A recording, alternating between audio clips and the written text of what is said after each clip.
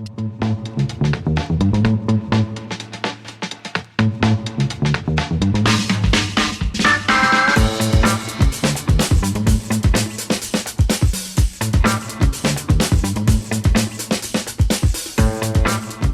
we doing out there, folks? This is your host with the most, Kenny Vaughn, and I am so excited to welcome you to another episode of One Haas. Folks, today we're in for a special treat.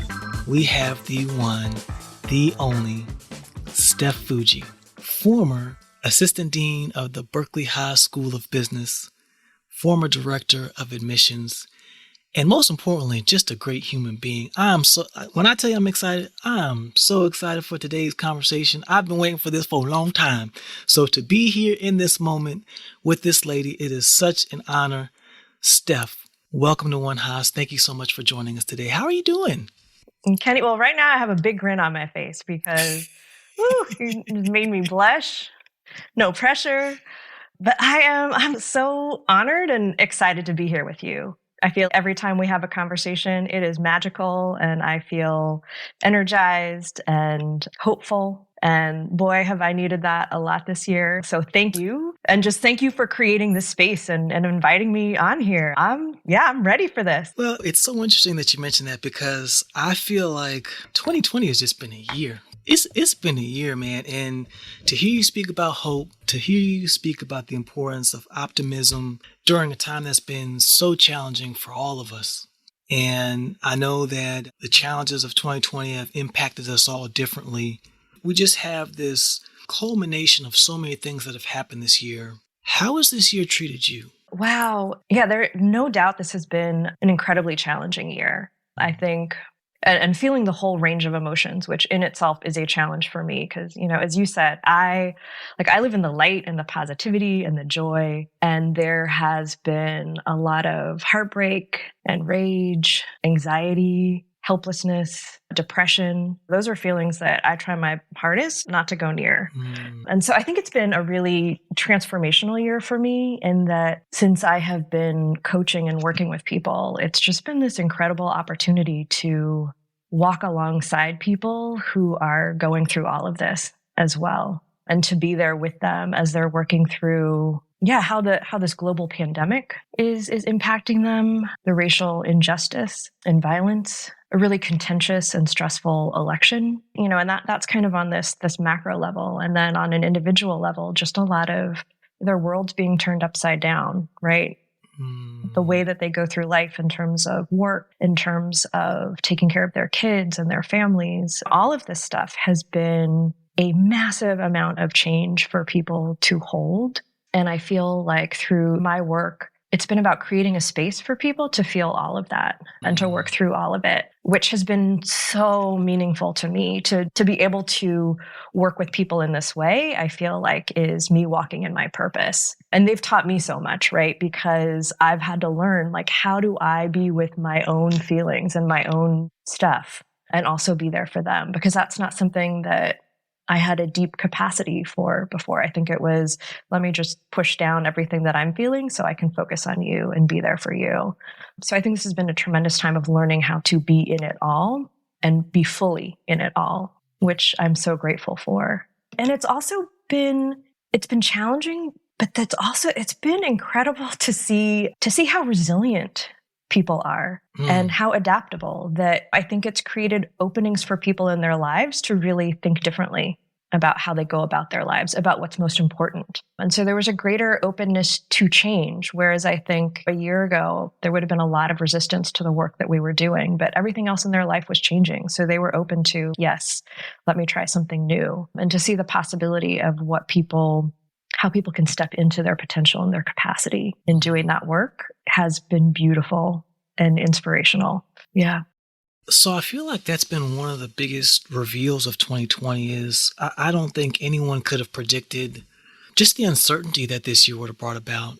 And as I personally reflect on this year, I'm trying to look at it from a space of gratitude, because I know for me, there are some mindsets and some paradigms that would not have been shifted had not this year come about the way that it did.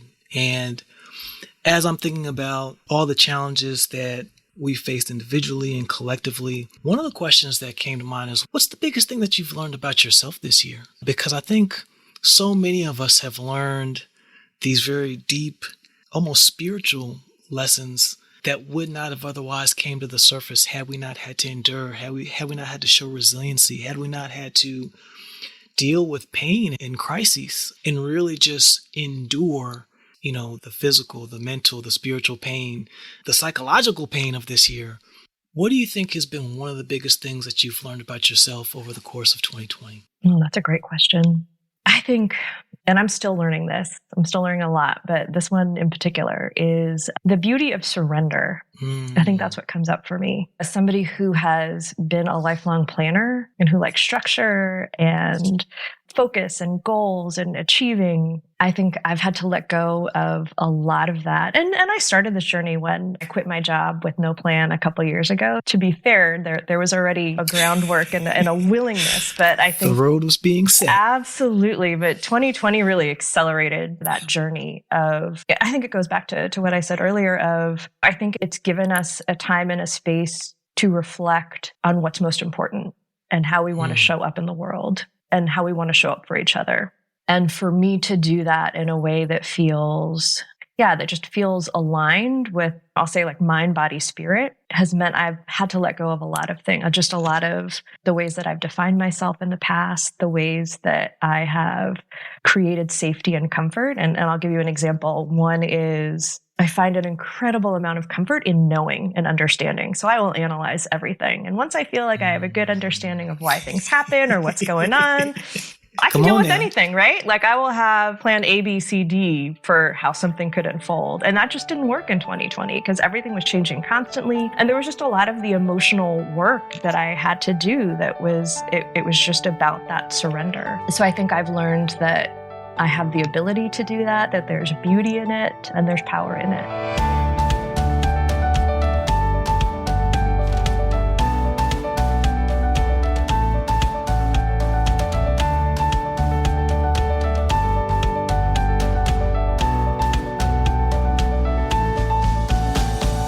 Appreciate you sharing that, especially I think as I think about our audience, we are very much planners. I know speaking for myself, you have the 5-year plan, you got the 10-year plan, you got the backup to the 5-year plan, you've got the backup to the backup.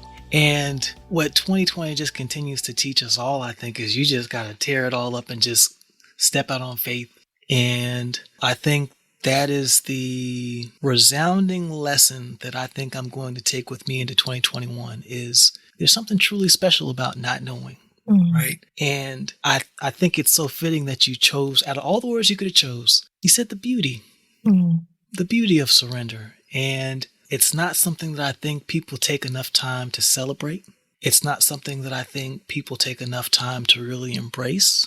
And what I'm hopeful for is that as we all collectively move forward and move back to some state of new normalcy, that we don't forget the pearls of wisdom that we are gleaming from this chapter because they are so tremendously important. And I think for a lot of us, myself included, there were huge parts that were missing. And it took this cataclysmic moment for us to really take a step back and just surrender. So I appreciate you sharing that with the home team. You know, I knew you were going to be dropping some dimes. There's so much content that I want to talk to you about. Can I add? I want to add one thing there. Yeah, Kenny, for sure. Absolutely. This is why I can talk to you for hours. But there's something that you said that really resonated with me, which was stepping out on faith, right? Taking this leap of faith. And I think that is such a powerful concept because part of my reflection for this year and what led to this part of my journey was that when I did walk away from my previous life, that the way that I described it at the time was a leap of faith. It was opening up and trusting in the universe.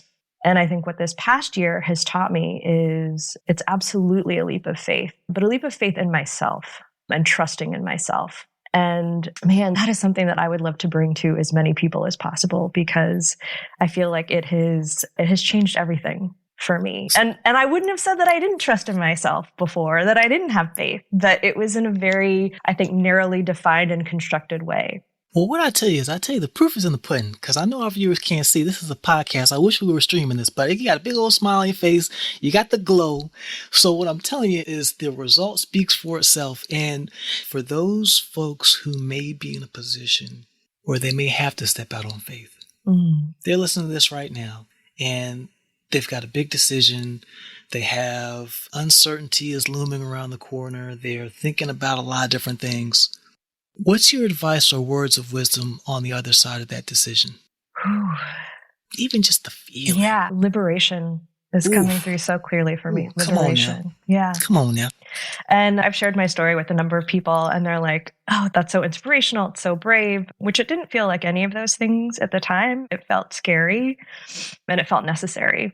And I'm not saying that the leap of faith has to be quitting your job or some extreme. I think I was at the extreme end because that's what I needed to sort of shake this up and just shed the layers that were no longer me, if that makes sense. But it is about trusting that voice within you that's telling you there's something missing or there's something more that I want, and figuring out who are the people around me that can help me tap more into that voice, and what are the things that I can do for myself to help me connect with that? How can I clear out the noise and create the space for that? There's so much that we can unpack there. Yes. And as I just think of the tools and the skill sets that you are imparting on people with the work that you're doing, I know you're impacting lives in a major way. And I actually think that's a perfect segue to this next portion I wanted to chat with you about. Was many of us within the Haas community know you from your time as the assistant dean, the director of admissions for the MBA program. You are the one, the only Steph Fujii. You have many pseudonyms, which I won't bore us all with, but you've got many. Wow. I don't even know where to start.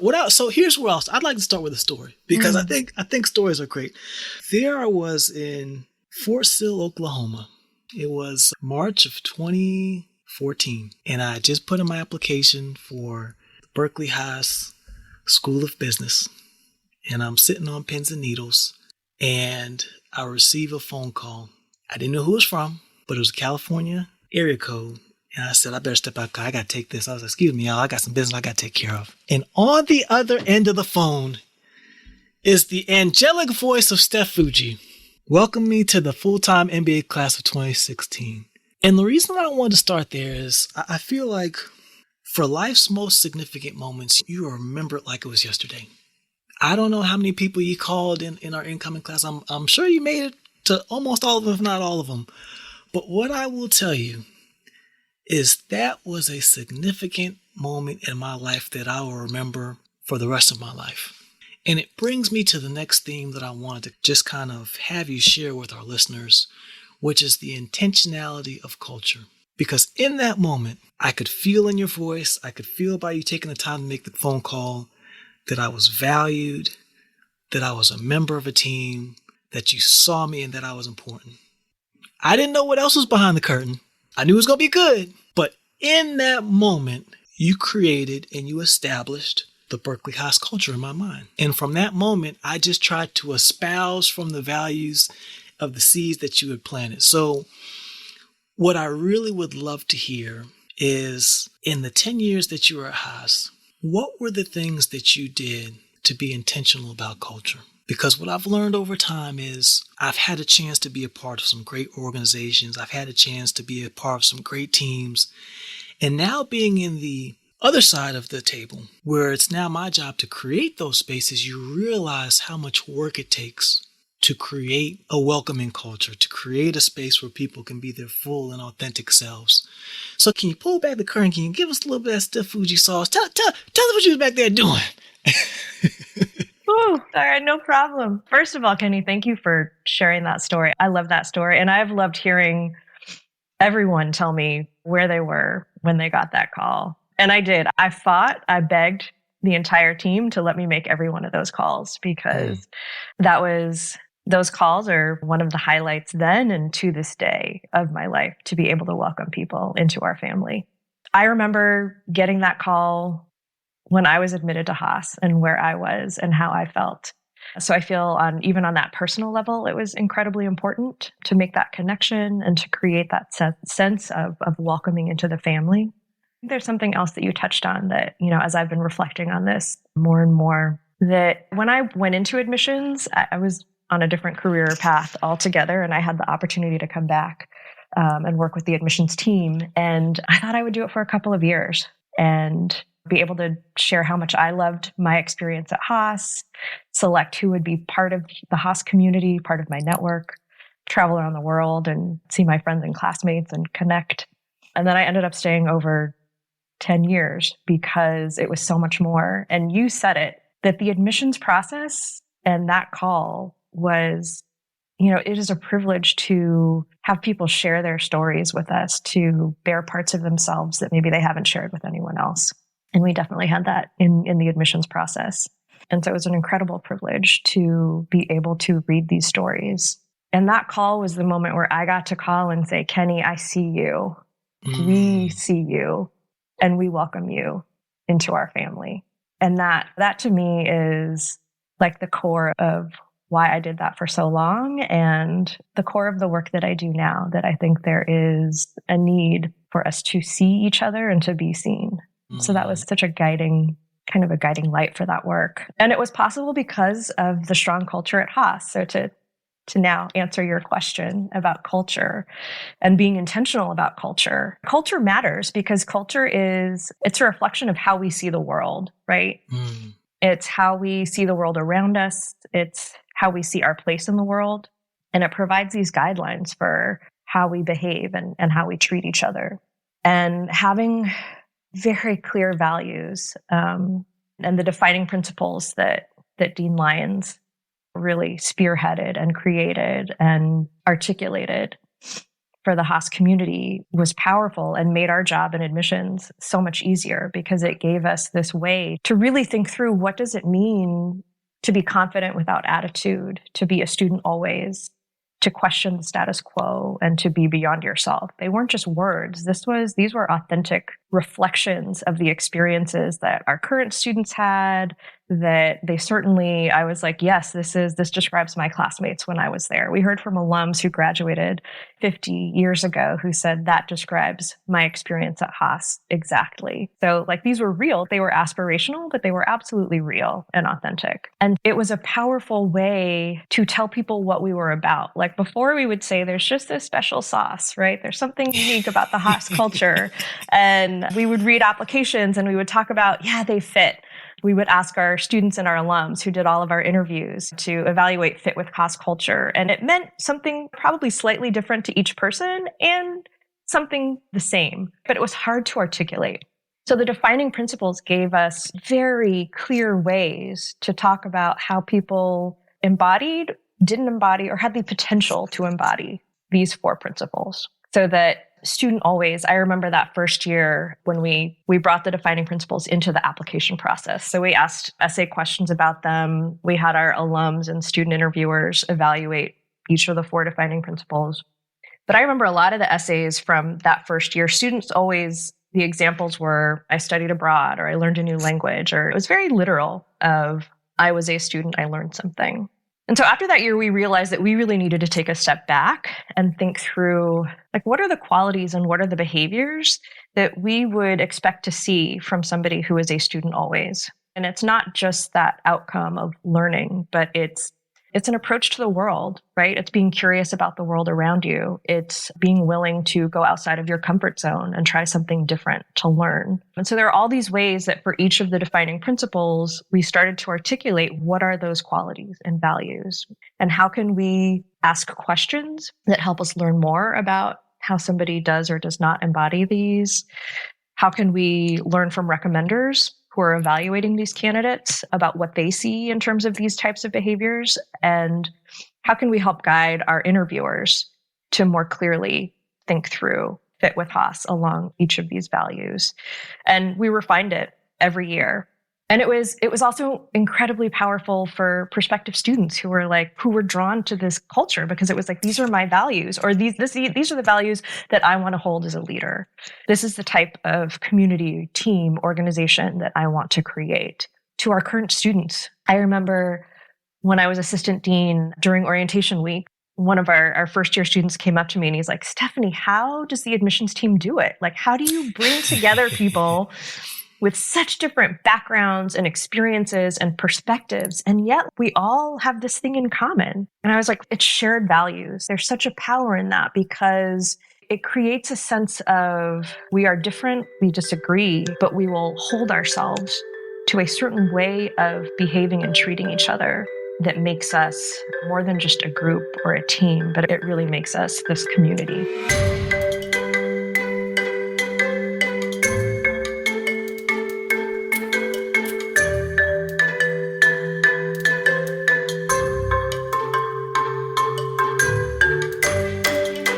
So one of the things that I wanted to ask you about, because I think this is just a fascinating topic, and for anyone who's ever spent time in the Haas courtyard, you understand there's just an energy. Yes. Right. It's this positivity, it's this warmth, it's this friendliness, it's this openness. And what you realize is that's unique. It's something that I think for a lot of us, it's easy to take for granted because it's such a seamless part of this transformational experience already. And one of the things that I'd be interested to ask you about is, why do you think Haas in particular took such a vested interest in investing in culture? Because there's a lot of organizations, and this isn't just applicable to business schools, but there's a lot of organizations that'll say, hey, okay, culture, that's nice. We'll get around to it, but we need to focus on the bottom line. We need to focus on growing revenue. We need to focus on XYZ 1, 2, 3, and then the culture will kind of fall into place. But what I think I've lived from my experience with Haas and the Haas family is that the culture is the foundation. That's the starting point upon which everything is built. So I'd just be interested from your perspective, why do you think that approach was taken? What would be your advice to leaders that are in a position that are having to figure out how to shape culture, how to prioritize? What would just be your words of wisdom as someone who is seeing this implemented very well and why it matters so much? That was a lot of questions in one, Kenny. I know it's a lot. Look, man, I give you a lot to think about now. I give you a lot to think about. I love it. So one thing I will say is, until you have been in a culture that is a strong, positive culture that is really aligned with your own values, you don't know what you're missing. And once you've experienced that, it is hard to go back. But not everybody has experienced that. People have experienced toxic cultures and know that that's not what they want, but haven't necessarily experienced the other end. So I think part of it is not knowing what you're missing. Yeah. Right? And saying culture is important and we're going to put these values up on our walls and they're going to be inspirational. We're going to have all of these amenities so that people have fun at work, and we're going to call that culture. And I'm not saying that those aren't important. They are, but culture is so much deeper than that, right? Because it's how we make decisions every day. It's how we treat each other every day. It's how we prioritize what's most important, right? Profits, people, not that they're mutually exclusive, but it's how we hold ourselves accountable and each other accountable. So why Haas took that direction, that's for your podcast with Dean Lyons, because I'm so grateful to have been there during this time where he put a stake in the ground around the culture at Haas and around articulating not just this laundry list of everything we want to be, but really articulating what makes Haas unique and doing the work of interviewing students, alumni, faculty, staff, companies. So to really be able to say this is the special sauce, because we talked about it for so long. I think anybody who's been at Haas in any role, you can feel that there is something different and there is something special there. And Haas is not for everyone and everyone is not for Haas. So when you can really be specific about this is what we stand for, you just get this better alignment and fit, which allows the culture to flourish. And it allows you to continue to say, I would say the defining principles continue to take on a life of their own, of what they mean and what it looks like in action. Because there's what we want it to be in theory and then how we apply that in our day-to-day lives and how we show up. And that's the hard part. So I would say that's the hard part about culture. Of first, you have to define something that is authentic And yes, it should be aspirational, but it also needs to be true. And for us, we really wanted to pick out what was distinctive about Haas. And it wasn't any one of those defining principles. It's all four of them together. There's just a special magic that comes together when you are embodying all four. And that's the work, right? That's the work of when you come as a student at Haas, we don't expect you to embody all four, but we expect to help you develop in each of those areas. And my favorite was when students would come to me and they didn't get a class that they wanted, or something turned out not the way that they expected. And so they wanted a different outcome. So they would come to me and they're like, but Stephanie, I'm questioning the status quo. I'm like, and that's wonderful. That is wonderful. That's wonderful, Kenny. I'm like, but the defining principles aren't a buffet. You don't get to pick and choose which one you want to use at this point in time. Like, the point is, how do you embody all of them? Okay, you want a different outcome, but, are you approaching it without attitude? Are you open to seeing it in a different way? Are you pushing for something that will benefit more than, just you? So it's asking all of these questions in the way that we react to disappointment and failure, to not getting what we want, to making the hard decisions. And they become these guideposts to help us and to help us learn.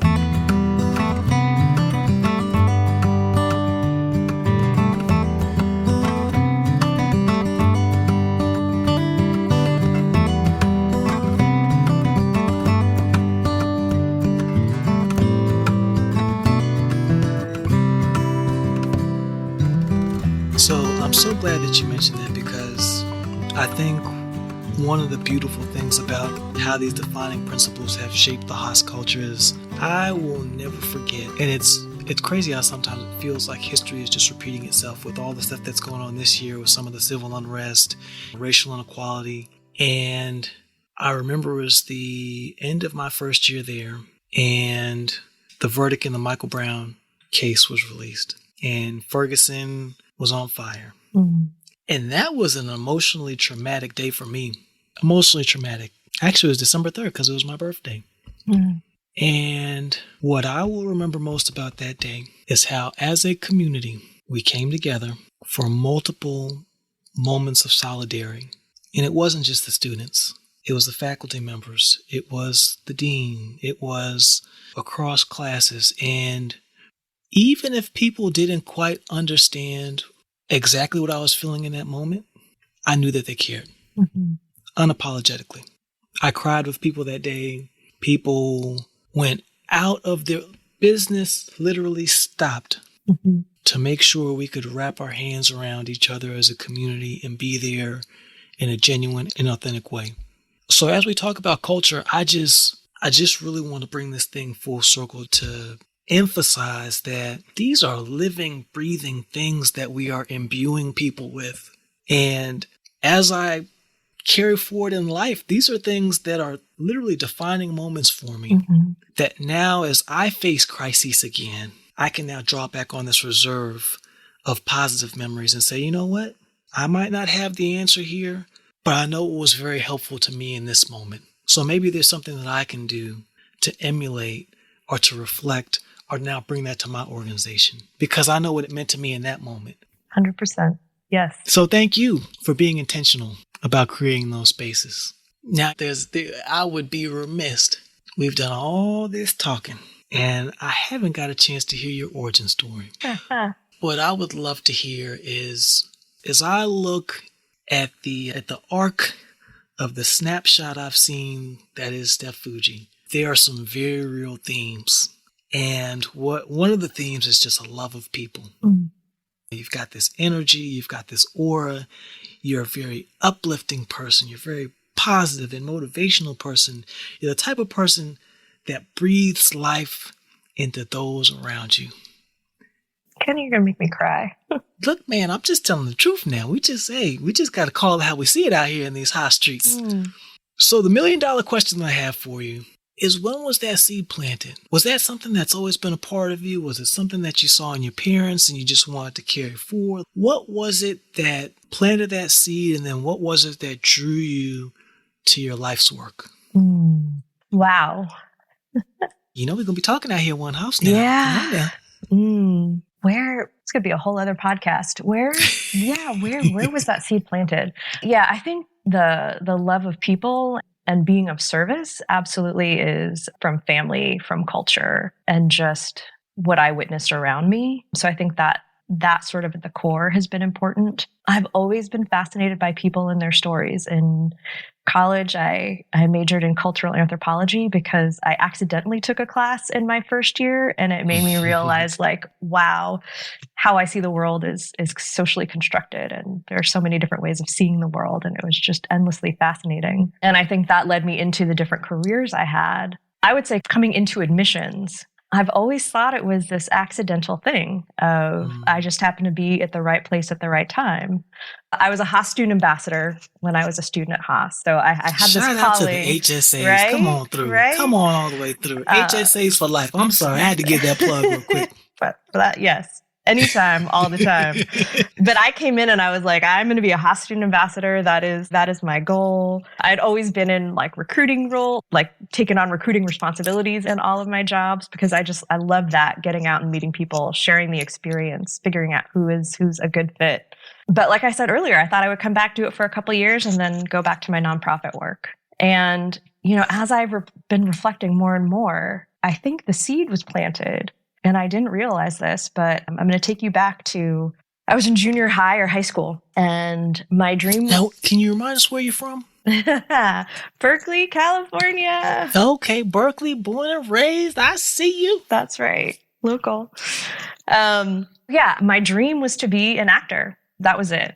I was convinced, like, this is my calling. And so I was enrolled in this acting school in Berkeley, and they were having this special, like, weekend workshop where they were going to bring up a casting agent from LA, and they had a couple other like child TV actors who were coming to share their experiences. And so we each got to do a monologue and then get a one-on-one session with this casting agent. So I was convinced, like, this is my moment. This is the shot. This is when I will be discovered. Now, mind you, I was not a very talented actor, and I knew that, but I just felt like they are going to see something in me that's going to make them say, yes, we need to bring her to Hollywood with us. So, I go through, I do my monologue, I sit down, I go into the room to sit down and have my one-on-one session with this casting agent. And I am just like, I'm ready for this moment. And she starts off and she said, Stephanie, I loved your energy. That was a really good performance. But I have to be honest with you, there just aren't roles in Hollywood for people who look like you. And after 2 minutes, my meeting with her was over, and my dreams were crushed, and it was devastating, Kenny. It was the first moment in my life where I was like, wow, I can't pursue my dream because of the way that I look. And then I got fired up and I was like, well, no, that's crap. Like, I'm going to become a director and I'm going to cast people like me. And I'm like, no, I'm going to become a producer. And I'm going to create opportunities for people who look like me. We're about to change the game. Yeah, change the game. Exactly. Fast forward a couple years, and I was cast in A Christmas Carol at ACT, which is American Conservatory Theater in San Francisco.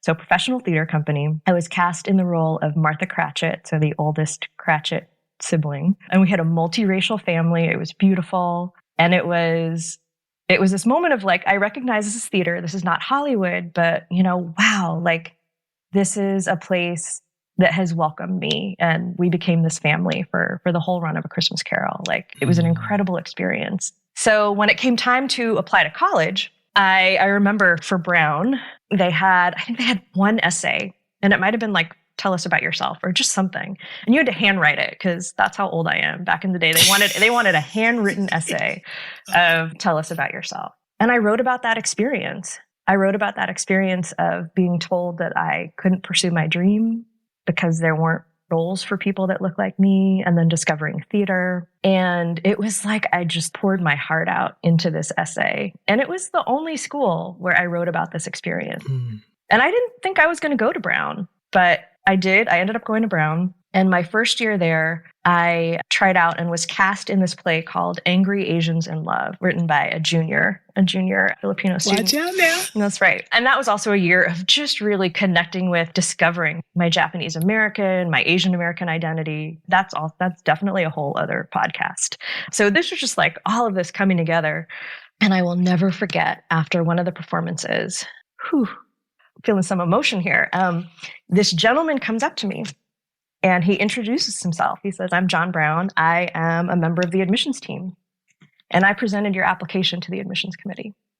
That was like, oh my God, that was like the highlight of my life right there. Because in that moment, he was saying to me, "I see you."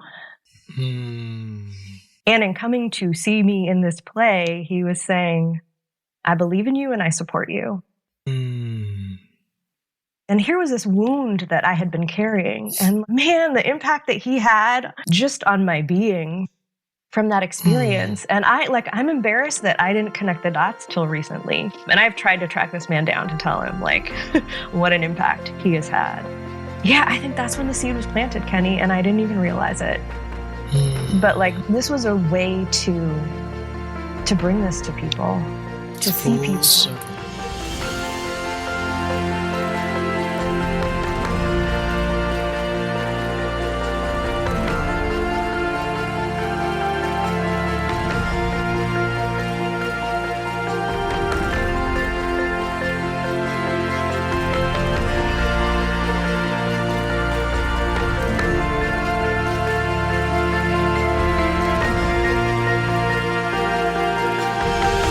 You know what's so crazy about that story is I am actually so grateful for the critic, for the naysayer. And it's funny how hindsight gives you this perspective in life where we have these horrendously painful moments. I cannot begin to imagine what that does to a person's self-esteem, what it does to your self-worth, what it does to your confidence. I mean, I can't even begin to imagine. But that moment led us to this moment. And for that, I'm tremendously grateful. And then to see it all come back around with the performance in the moment of validation. Oh, we might have to put a feature-length film together on this one. I don't know. You might have to dust off the acting skills. We may have to do something with this one, Steph. Kenny, this is everything, right? This is what showing up for each other can do. And it's not that hard. It's really not that hard. But he showed up for me in that moment, and it was life affirming. I tell you what, on behalf of the thousands of people within this community that you have showed up for, in a full, in a genuine, and authentic way to include myself, we say thank you. And before I let you go, take a moment for any words of wisdom, any words of encouragement, any final thoughts that you want to share with the community. You can take this any which way you want to. It's a safe space. Yeah, I would say how honored I am to be a part of this community, how meaningful it is for me, and how proud I am of each and every student and alum who has embraced these defining principles and brought them into their lives in the world. Because I think that we have an opening right now. I think we have an opening to reimagine and reshape the world, and how we can, and an opening to create opportunities for people who have not had opportunities. And I think that a lot of our defining principles of beyond yourself, questioning the status quo, confidence without attitude, students always, this is all about reshaping this better world. And to me, values, and those values in particular, it's really about what do you stand up for and what are you willing to rise up for? And these are very clear to me. And I see that in all of the students who I met and worked with. And that gives me a lot of hope when I think about the road ahead and how much work there is to do, but that there are people willing to stand up for lifting each other up. That I think there's been a lot of tearing each other down. And now it's how do we lift each other up? And that to me is the Haas community of how do we lift each other up? And how do we get back to a place where we see the shared humanity in each other? And I think we have an opening to do that right now. And knowing that there are people like you, Kenny, and all of your classmates out there in the world bringing this light. Like, this is what gets me up in the morning and keeps me going. Well, I tell you what, Steph Fujii, I feel like some seeds have been planted. My spirit has been filled by this conversation. So as I think about all the lives that will be impacted by your wisdom, your words, this has just been fun. I feel like we should do this on like an annual basis or something. This has just been great. Yes. Monthly, come on now. So on behalf of the entire One Haas community, I would just like to thank you so much for joining us today. If you've liked what you've heard, if this story resonated with you, if you feel a little bit more connected, we'd love for you to like, subscribe, follow us on whatever streaming platform that you may be listening to on today. And we thank you for your time, investing in your Haas community, investing in the stories. And we hope that a few of the things that we may have spoken about today add just a little bit of value to your lives out there. So until next time, folks, we'll see you again. Bye-bye now, and go Bears.